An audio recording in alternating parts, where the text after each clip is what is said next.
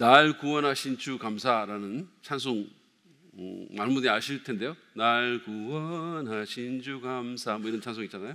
근데 그 찬송 가사에 보면 길가의 장미꽃 감사, 장미꽃 가시 감사, 향기로운 봄철의 감사, 외로운 가을날 감사, 아픔과 기쁨도 감사, 절망 중 위로 감사 이런 가사가 있습니다.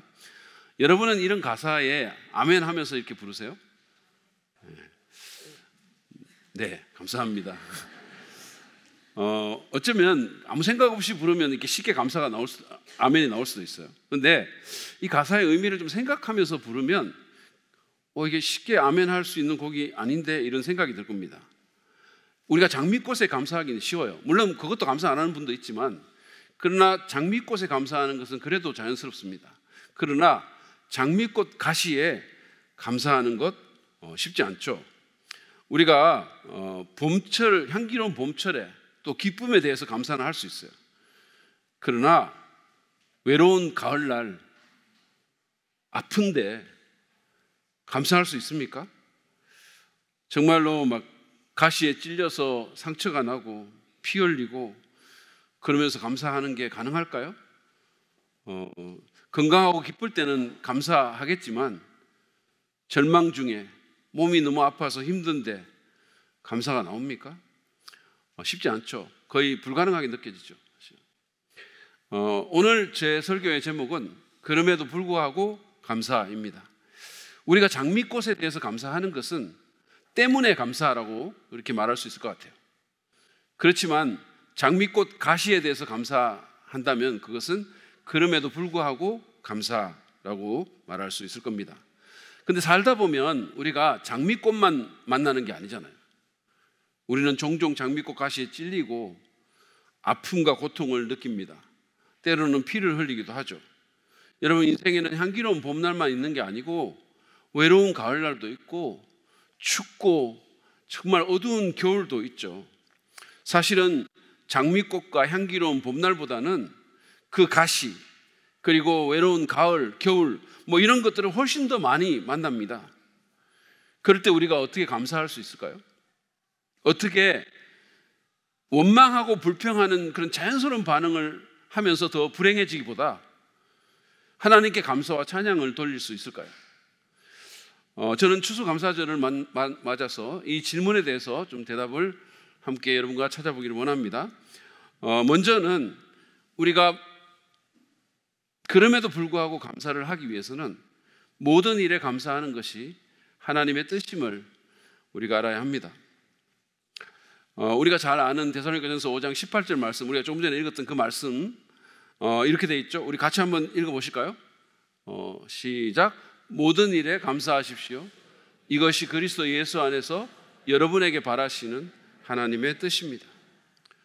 모든 일에 감사하라라고 말씀합니다. 여러분, 모든 일에는 좋은 일도 있지만 안 좋은 일들도 있죠. 정말 뛸 듯이 기쁜 그런 일도 있겠지만 억장이 무너진 것 같은 그런 일도 거기에는 있습니다. 장미꽃도 있지만 가시도 있습니다.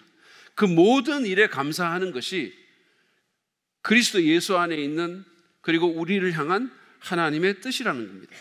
물론 가시 그 자체를 감사하라는 것은 아니에요. 가시 그 자체가 막 너무 좋고 기쁘고 막 그래서 그걸 감사하라는 게 아닙니다. 그거는 사실은 변태 같은 일이죠. 영어 성경을 보면은요, give thanks in everything 이렇게 돼 있어요. in이라는 단어가 써 있습니다. give thanks for everything이 아니고 in everything이에요. 그러니까 어떤 안 좋은 것들, 뭐 모든 상황 자체가 너무 좋고 뭐 기쁘고 그래서 감사하는 게 아니라 그 상황 가운데서 감사하라는 거예요. 그 상황 안에서 감사하라는 겁니다. 그 말은 가시를 만나더라도, 그게 아프더라도, 정말 외로운 처지에 놓여 있다 하더라도 그 속에서 감사하라는 것이고 그것이 하나님의 뜻이라는 거죠. 다시 말해서 그럼에도 불구하고의 감사가 하나님의 뜻이다라는 말씀입니다. 그 말은 이 감사가 하나님께 영광을 돌릴 뿐 아니라 우리에게도 유익하다는 뜻으로 이해할 수가 있습니다. 왜냐하면 하나님은 자기 자녀인 우리에게 해로운 것을 원하시지 않기 때문이에요. 정말 말이 안 되는 것 같은데 어떻게 가시에 감사하냐고, 가시 가운데서 어떻게 감사하냐고, 이게 말이 안 되는 것 같고, 하나님이 왜 이런 걸 원하시지? 이런 생각이 들 수 있지만, 그러나 하나님은 언제나 자기 자녀를 위해서 좋은 것을 원하시죠. 그러므로 그럼에도 불구하고의 감사가 하나님께 영광을 돌릴 뿐 아니라 우리에게도 유익하다라는 겁니다. 여러분, 우리가 내 자녀에 대해서 좋은 것을 원하듯이, 그렇잖아요? 우리 자녀가 좋은 것을 가지기를 원하고 우리 자녀에게 좋은 일이 일어나기를 원하듯이 하나님은 당신의 자녀인 우리에 대해서 좋은 것을 원하십니다. 물론 우리는 부족한 부모예요. 뭐 이렇게 참 잘하고 싶은데 잘 안 되는 경우도 있고, 우리가 연약하고 부족한 부모이긴 합니다. 한 아빠가 이번 주에 수능이 있었잖아요. 지난 수능 때 자기 아들에게 새벽에 문자를 보냅니다. 아들, 오늘 좀 쌀쌀하니까 옷 든든하게 입으렴. 그동안 공부하느라 힘들었지? 승자가 된다면 자만하지 말고 패자가 된다 해도 절망하지 마. 오늘이 끝이 아니라 시작에 불과하다는 것 잊지 말고 시험 잘 보렴. 저녁에 집에서 보자구나. 아빠가 언제나 사랑한다.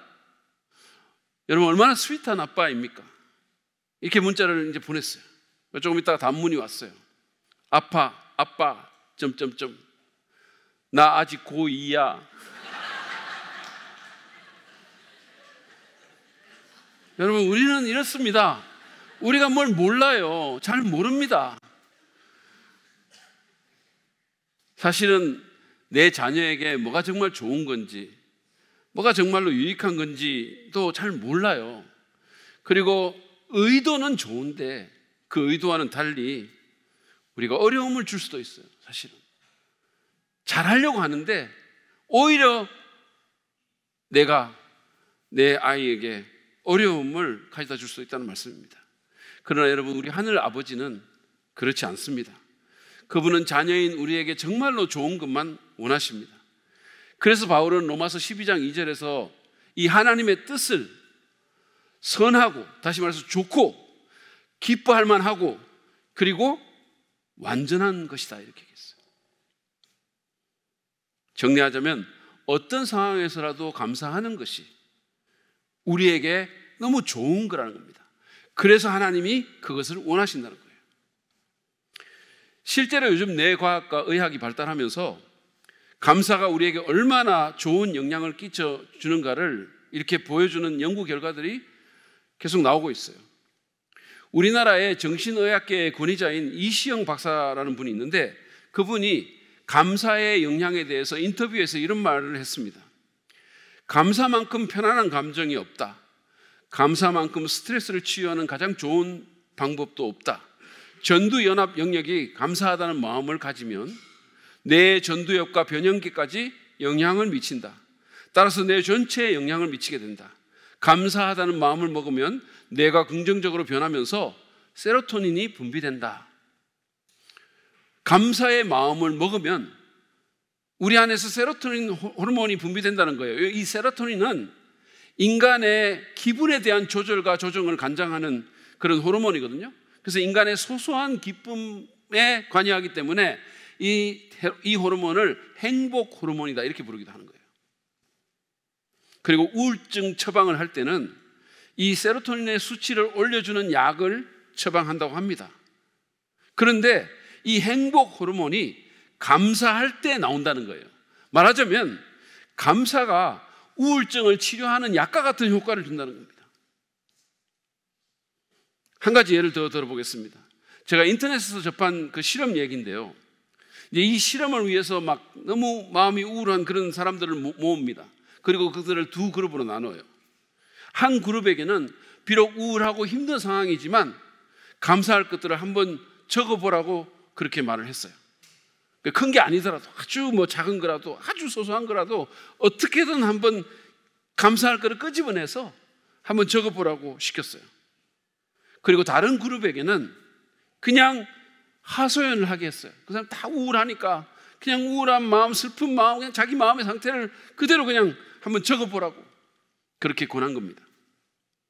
그렇게 해서 한 몇 주가 지나서 검사 결과를 보았더니 억지로라도 감사할 것을 생각하고 감사를 어떻게든 끄집어내서 그것을 적은 그룹에서는 우울한 마음이 더 좋아졌다는 보고가 나오는 거예요. 불안 증세도 완화되고 예전보다 잠도 더 잘 자게 되었다라는 그런 보고가 나왔다는 겁니다. 그래서 그 그룹 사람들에게 이제는 더 나아가서 매일 감사 일기를 적어보라고 그렇게 권유를 했고, 석 달 후에 내 영상 검사를 했더니 많은 긍정적인 변화가 거기서 일어났다는 거예요. 실제로 내 안에서. 전문가에 의하면 이런 것을 감사의 회로 훈련이다 이렇게 부르는데요, 이런 감사의 실천을 통해서 감사의 회로가 강화가 되면, 우리 내 안에 있는 감사의 회로가 강화가 되면 내에 있는 원망하고 불평하는 회로가 상대적으로 약화된다는 거예요. 따라서 우리가 감사할수록 원망과 불평을 관장하는 기능이 약화되고 우리가 더 행복해진다는 겁니다. 여러분, 상황은 어렵고 우울하지만 그러나 그 상황 가운데서 억지로라도 어떤 감사를 하면 그게 그런 변화를 일으킨다는 거예요. 여러분, 하나님은 우리의 뇌를 만드신 분이세요. 그분은 감사가 심지어는 막 쥐어짜는 듯한 그런 감사라도 그게 우리 뇌에 어떤 영향을 미치는지, 그게 우리의 행복도에 어떤 영향을 미치는지, 우리의 정신적인 건강과 육체적인 건강에 어떤 영향을 미치는지를 너무 잘 아시는 분이세요. 그래서 모든 일에 감사하라고, 안 좋은 상황 가운데서도 감사하라고, 그게 하나님 뜻이라고 말씀하는 겁니다. 여러분 기억하십시오. 그럼에도 불구하고의 감사는 하나님의 뜻입니다. 다시 말해서 우리에게 좋은 겁니다. 우리가 그 사실을 알고 우리 선하신 아버지의 뜻임을 내가 믿고, 그리고 언제나 그 사실을 상기할 때 우리는 힘든 상황에서도 더 잘 감사할 수 있게 될 것입니다. 두 번째로, 하나님께서는 우리의 감사에 반응하여 역사하심을 우리가 믿어야 됩니다. 그럴 때 우리는 그럼에도 불구하고의 감사를 할 수가 있습니다. 성경은 하나님께서 인간의 감사에 반응해서 일하신다는 사실을 잘 보여줘요. 대표적인 예가 사도행전 16장에 있습니다. 2차 전도여행을 이제 사도 바울과 그 일행들이 하는데요, 그런데 바울과 실라가 복음을 전하다가, 빌립보에서 복음을 전하다가 매를 맞고 감방에 갇혔어요. 제가 이제 성지순례를 하면서 빌립보 그 유적지를 갔거든요. 거기 보면 이제 이게 바울이 갇힌 감옥이다라고 해가지고 이게 유적지가 있어요. 제가 그걸 봤습니다. 그런데 거기 보니까 우리가 지금 생각하는 그 현대의 감방은 거기 비하면 거의 호텔이라고 해도 과언이 아닐 정도였어요. 정말로 어떻게 사람이 여기에 있어? 이런 생각이 드는 거죠. 한번 생각해 보십시오. 여러분, 바울은 나쁜 것 하다가 그렇게 된 게 아니에요. 이 사람은 사실은 예수님 아니었으면 인생 잘 갈 사람이었었어요. 계속 성공의 가도를 달릴 사람, 그 당시 이스라엘에서 미래 세대의 지도자로 자리매김하고 인생이 확 핀 사람입니다. 그런데 예수님 때문에 그 모든 것 버리고 정말 예수님 사랑하기 때문에 예수님 명령대로 복음 전했는데 이게 뭡니까?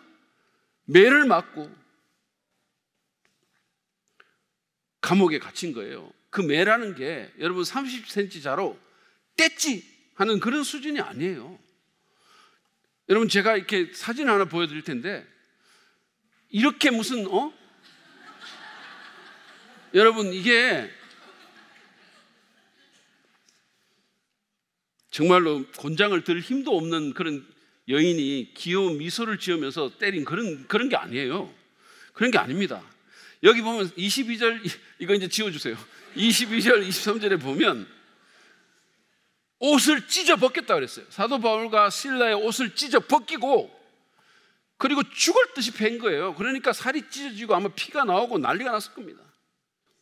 그리고 그 형편없는 감옥에 내던져진 거예요.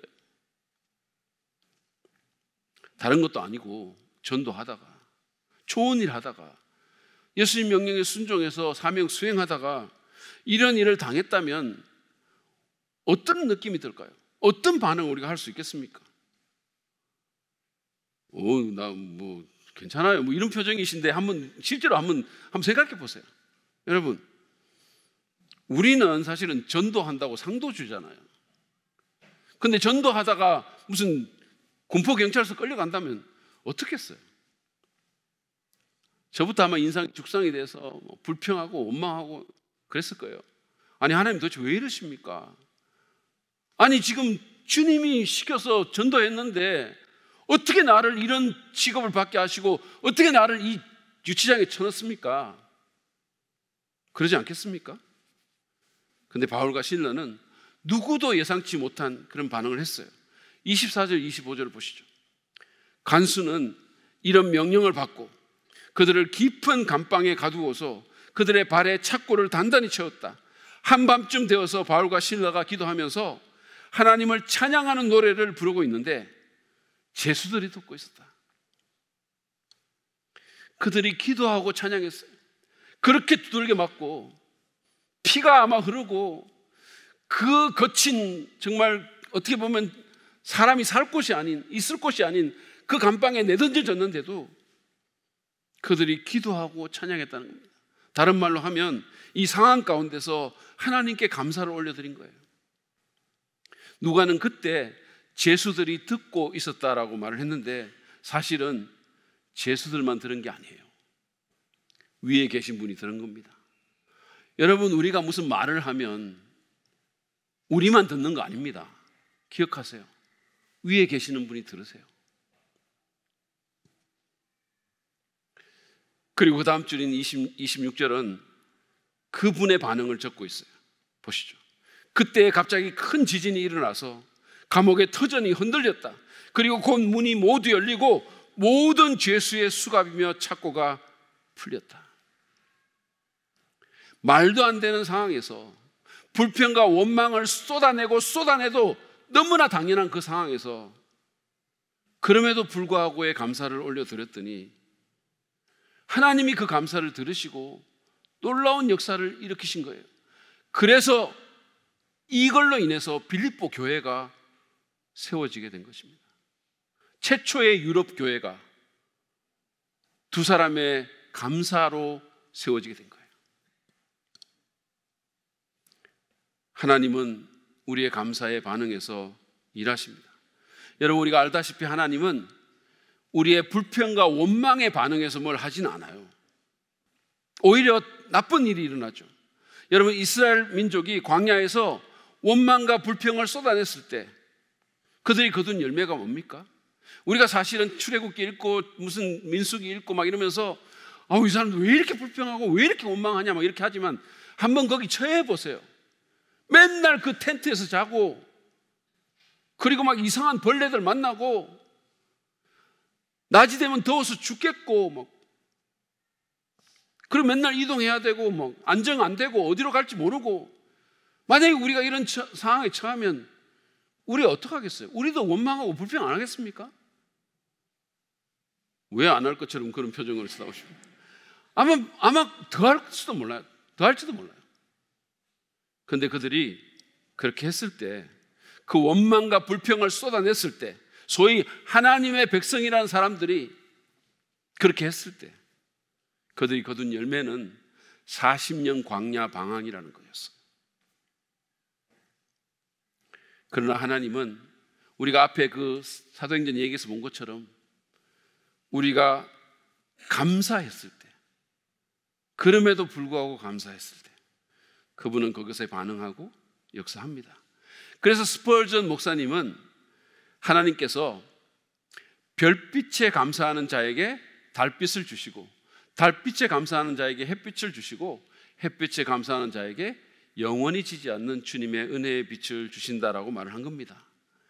하나님께서 우리의 감사에 반응하시고 더 큰 은혜를 주신다는 거죠. 그래서 한 강해자는 우리가 처음에 읽었던 그 모든 일에 감사하십시오라는 데살로니가전서 5장 18절 말씀을 명령으로 보기보다 약속으로 봐야 한다라고 말하기도 했어요. 여러분 생각해 보십시오. 하나님께서 우리 인생에 속상한 일, 눈물 날 일, 화날 일, 억울할 일이 있는 줄 모르시겠습니까? 그리고 그런 일을 당할 때 우리가 어떤 느낌을 본능적으로 가질지 하나님 모르시겠어요? 다 아시죠? 그럼에도 우리에게 그 모든 일에 감사하라고 하신 것은 그분이 무정하고 가학적인 보스처럼 엄격한 명령만 내리신 것이 아니고 그 감사에 반응해서 역사하시겠다는, 그 감사가 헛되지 않게 만들겠다는, 부끄럽지 않게 하겠다는 약속의 의미를 담고 있다는 거예요. 우리가 만약에 그런 약속의 언어로 이 구절을 본다면 이 말씀은 우리를 답답하게 하고 더 화나게 하는 그런 게 아닙니다. 사실은 막 기가 막히는데, 아니 이런 구절 보면 아니 이게 뭐야, 내가 지금 죽겠는데 감사하라고? 막 화가 나고 답답하고 막 이렇잖아요. 근데 만약에 우리가 이것을 약속의 언어로 본다면 그것은 오히려 우리에게 힘을 주고 소망을 주는 그런 말씀이라는 거죠. 우리에게 건설적인, 희망적인 대안을 제시하는 말씀이라고 해도 되겠죠. 여러분 기억하십시오. 하나님은 우리의 감사에 반응해서 역사하십니다. 그래서 감사를 기적의 문을 여는 열쇠라고 그렇게 말하는 겁니다. 정강 목사님이라는 분이 지은 평생 감사라는 책이 있거든요. 거기 보면 이런 얘기가 나옵니다. 한 부인이, 젊은 부인이 10년이 넘게 지속되는 남편의 술 문제 때문에 너무너무 힘든 삶을 살고 있었어요. 눈물이 그냥 흐르고 결혼 생활은 엉망이 되고, 그래서 마침내 막 참다가 이혼을 생각한 거예요. 어느 날 막 대성통곡을 하면서 하나님께 서러운 마음을 쏟아냈다가 불현듯 지난주 교회에서 들은 범사에 감사하라 기적이 일어난다라는 말씀이, 그 목사님의 설교 말씀이 생각이 난 거예요. 그런데도 이제 뭐 감사할 게 있어야 감사하지, 이런 마음이 들면서 마음에 고민이 되는데, 그래도 이 여집사님인데 이분이 그래도 좀 말씀에 이렇게 반응하려고 애를 쓰는 분이셨던 것 같아요. 그러니까 억지로 몇 가지를 찾아낸 겁니다. 그래서 이제 남편을 쳐다보면서 감사하기 시작했어요.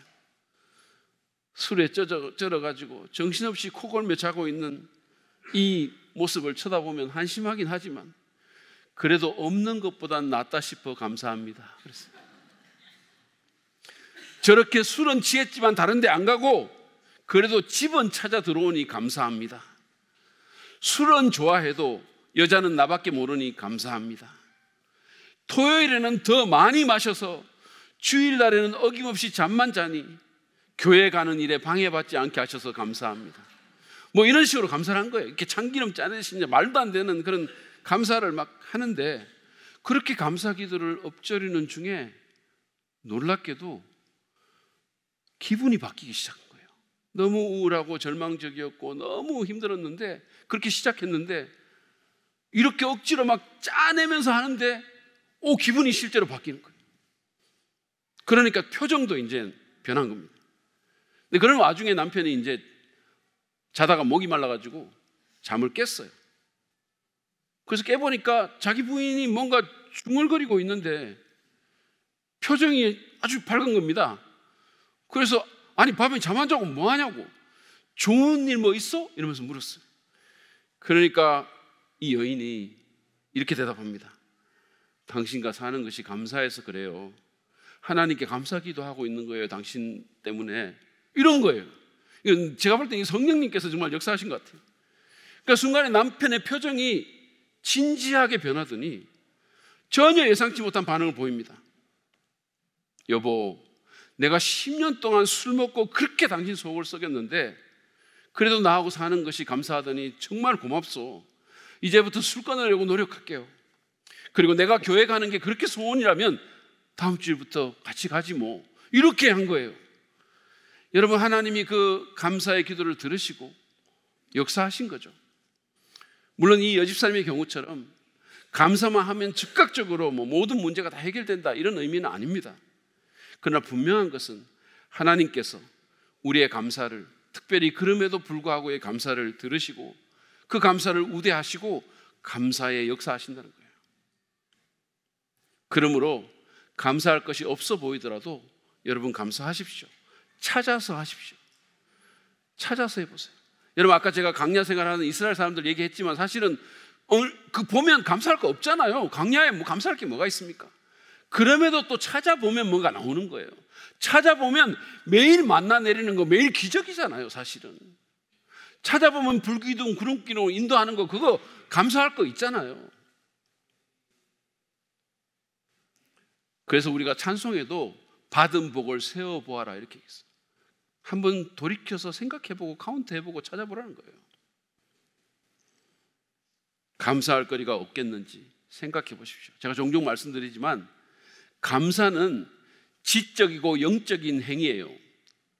제가 그 감사가 영어로는 thank라 그러고 생각은 영어로 think라 그러잖아요.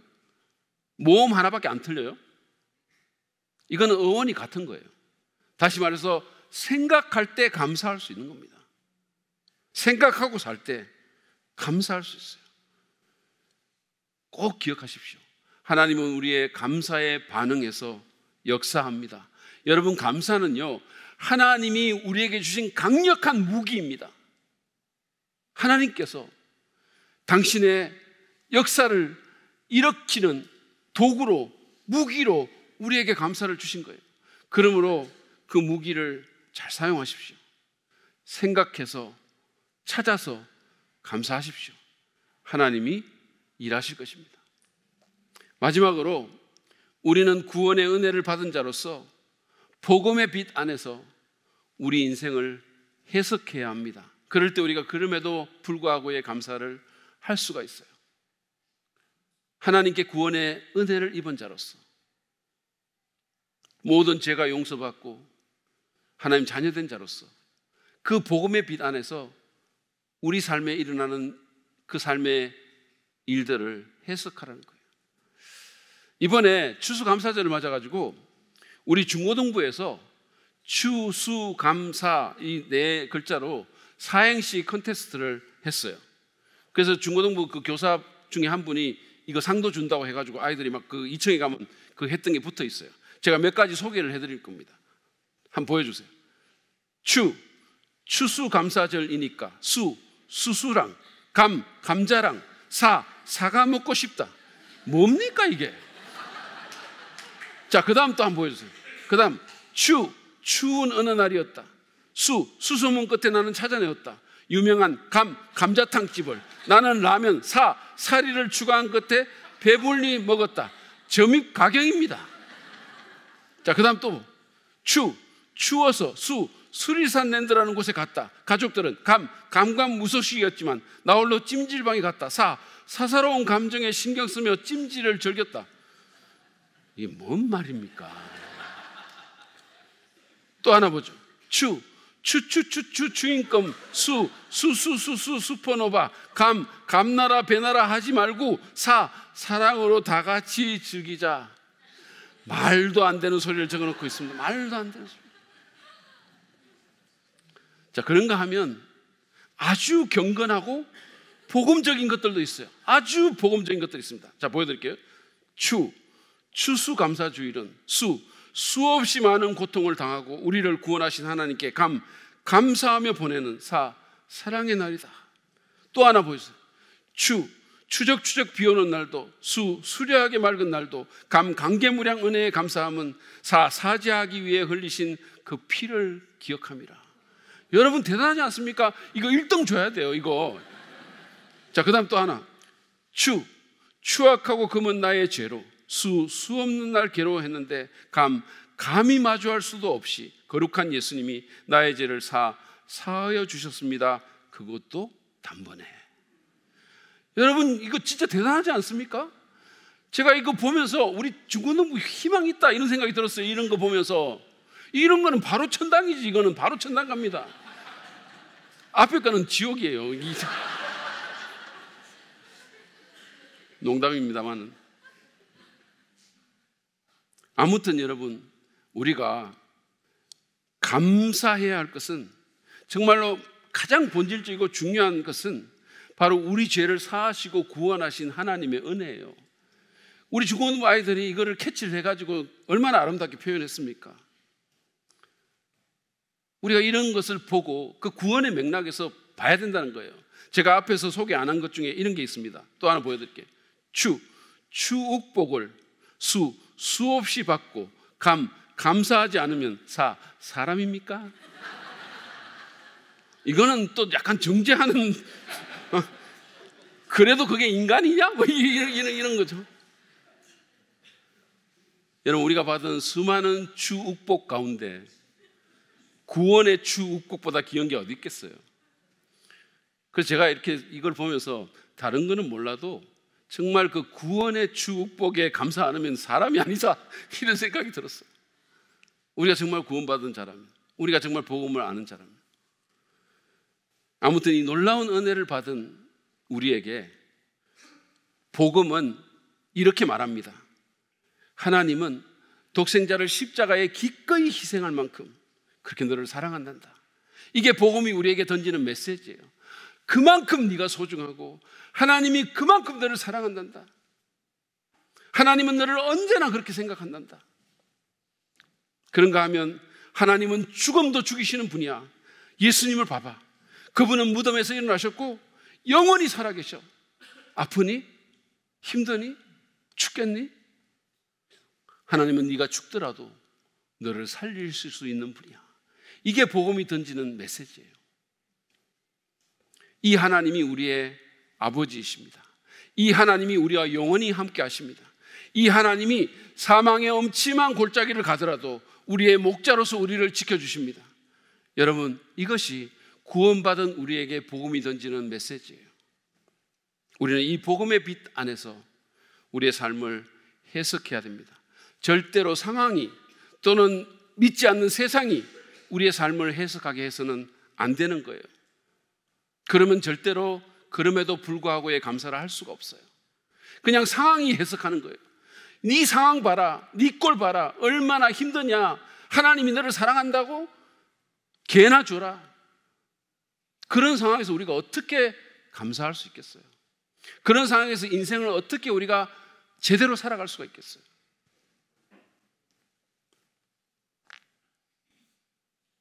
구원의 축복을 받은 우리는 복음의 빛 안에서 우리의 삶을 해석해야 됩니다.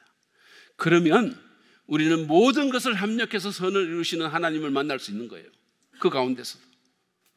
그러면 우리는 인생의 가장 어두운 순간에도 주님이 주시는 한 줄기 빛을 볼 수가 있습니다. 여러분, 인생은 해석이다라는 말 들어보셨을 거예요. 인생은 상황이 아니에요. 인생은 그 상황에 대한 우리의 해석입니다. 여러분, 정말로 가치 있는 삶을 살고 사람들에게 선한 영향을 주고 신앙인으로서 승리하는 그런 사람들이 늘 좋은 상황만 있었던 거 아니에요. 오히려 정말 일이 지지도 안 풀리고 예수 믿으라고 애를 쓰는데도 되는 대로 기대하는 대로 안 풀리고 안 되고 어렵고 눈물 쏟고 이런 사람들 너무 많아요. 그래도 그들이 그 인생을 제대로 해석했기 때문에 결국은 승리하는 겁니다. 사도 바울이 그 대표적인 예예요. 민수기를 보면요, 똑같이 가나안을 정탐하고 온 스파이들이 똑같은 상황에 대해서 두 가지 완전히 다른 해석을 내놔요. 그리고 여러분이 알다시피 그들의 삶이 그 해석에 따라 인도된 것을 우리는 봅니다. 그 해석대로 된 거예요. 우리는 복음의 빛 안에서 우리를 사랑하셔서 독생자를 십자가에 내어주시고 완전히 죽어서 무덤까지 내려간 그 아들을 영광스러운 몸으로 다시 살리신 그 하나님을 믿는 믿음으로 우리 삶의 여러 상황들을 해석해야 돼요. 그럴 때 우리는 그럼에도 불구하고의 감사를 할 수가 있는 겁니다. 여러분, 구약 성경에 보면은요, 하박국이라는 선지자가 나와요. 이 사람이 사역하던 때 그 나라의 상황이 너무너무 안 좋았어요. 나라가 지금 망해가고 있습니다. 온 나라에 폭력과 제약이 만연했어요. 악인들이 득세합니다. 정말로 막 안 좋은 인간들이 잘 되고 떵떵거리고 그러면서 의인들을 막 핍박합니다. 근데 그게 다가 아니었어요. 신흥 강대국인 바벨론이 막 쳐들어와서 위협하고 나라를 쑥대밭으로 만듭니다. 경제가 얼마나 안 좋아졌겠어요. 사람들이 마음이 얼마나 하수선했겠습니까? 도저히 감사할 수 있는 상황이 아니었어요. 그런데 하박국 3장 17절 18절에 보면 성경에서 가장 위대한 감사의 고백이 나옵니다. 우리에게 익숙한 개역 개정 성경으로 한번 읽어보시죠. 비록 무화과 나무가 무성하지 못하며 포도나무에 열매가 없으며 감람나무에 소출이 없으며 밭에 먹을 것이 없으며 우리의 양이 없으며 외양간에 소가 없을지라도 나는 여호와로 말미암아 즐거워하며 나의 구원의 하나님으로 말미암아 기뻐하리로다. 아무것도 없는데, 요즘 말로 하면 그냥 집도 절도 없이 다 쫓겨났는데, 그런데 기뻐하고 감사한다 그랬어요. 여기 보면 없다라는 말이 무려 5번 나오거든요. 근데 세 번역 보면 6번 나와요. 없다송이에요. 없다송. 아무것도 없는데, 일이 지질이 안 풀리는데 하박국은 기뻐하고 즐거워하며 감사를 표현합니다. 어떻게 그럴 수 있을까요? 하박국은 믿음의 눈으로, 그 믿음을 가지고 하나님 나라의 구원 역사의 맥락으로 현실을 해석한 거예요. 눈에 보이는 대로 해석한 게 아니고. 그랬더니 그 모든 것의 계획을 갖고 계신, 모든 것을 합력하여 선을 이루시고 구원하시는 하나님의 손길이 보인 겁니다. 다른 어떤 것이 없다 하더라도 이 구원자 하나님, 하박국이 19절에서 나의 힘이라고 묘사한 그 주 하나님이 자신과 함께 한다면 그는 괜찮았어요. 오히려 그 하나님으로 인해서 기뻐하고 감사할 수 있었던 겁니다. 왜냐하면 우리의 양은 없을 수 있는데, 무화과나무 열매는 안 열릴 수 있는데, 하나님이 함께 하시면, 구원하시는 그 주님이 나와 함께 하시면 나는 정말로 괜찮게 살아갈 수가 있는 거예요. 하나님은 그 우리도 원하시면 바로 채워주시는 거예요. 여러분, 우리 삶 가운데 억장이 무너지는 같은 그런 일이 있을 수 있어요. 내 기대대로 삶이 안 풀릴 수 있어요. 눈물로 밤을 지새야 하는 날들이 있을 수 있습니다. 사망의 엄침한 골짜기를 걸어가는 같은 그런 때도 있어요. 그러나 그 모든 상황에도 불구하고 복음은 우리에게 하나님이 자기 독생자를 죽일 만큼 우리를 맹렬하게 사랑하신다고 말하는 거예요. 단 한순간도 우리를 생각하지 않는 일이 없다고 말씀하시는 거예요. 그분이 죽음도 생명으로 바꿀 수 있다고 말씀합니다. 그리고 그 하나님이 우리의 구원을 완성하기 위해서 평지든 계곡이든 물속이든 불속이든 우리와 동행하신다고 말씀합니다. 그 복음의 빛 안에서 삶의 여러 정황들을 보시고 믿음으로 그것들을 해석하시기를 바랍니다. 그것들은, 그 모든 상황들은 우리를 더 나은 사람으로 만들기 위한, 하나님의 더 유용한 일꾼으로 우리를 빚기 위한, 우리를 완전한 구원을 이루기 위한, 천국에서의 영원한 삶을 준비하기 위한 재료요 과정일 수 있습니다. 복음의 빛 안에서 믿음으로 여러분의 삶을 해석하세요. 그러면 우리는 하박국처럼 그럼에도 불구하고의 감사를 할 수 있게 될 것이고 하나님의 역사를 보게 될 것입니다. 오늘 우리는 그럼에도 불구하고의 감사를 하기 위해서 모든 일에 감사하는 것이 하나님의 뜻이며, 하나님께서 우리의 감사에 반응해서 역사하심을 믿어야 함을 배웠습니다. 뿐만 아니라 복음의 빛 안에서 우리 삶을 해석해야 함을 또한 배웁니다. 이 시간에 말씀을 묵상하며 주님께 나아갑시다. 그리고 성령님께 우리 자신을 의탁하면서 모든 일에, 특별히 힘들고 어렵고 어두운 일이 있다 하더라도 하나님, 감사하는 자로 저를 세워주세요. 그래서 그 감사의 무기를 통해서, 그 감사의 열쇠를 통해서 행복의 문, 관계의 문, 기적의 문이 열리는 축복을 경험할 수 있도록 도와주세요. 우리 그런 마음으로 주님 앞에 찬양을 먼저 드리겠습니다.